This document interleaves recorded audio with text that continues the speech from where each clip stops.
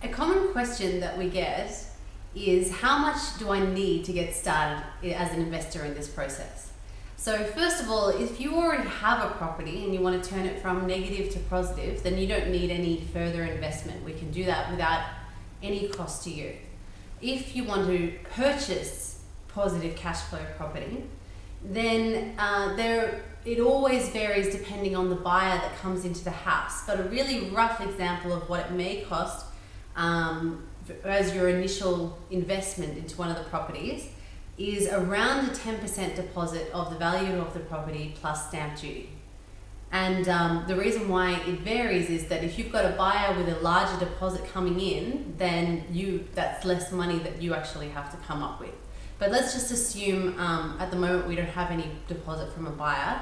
On a property that's around $400,000, then you'd need about 10%, so there'd be $40,000 plus stamp duty, which would be $14,000, plus solicitor fee about $1,000, and then so your total investment would be about $55,000.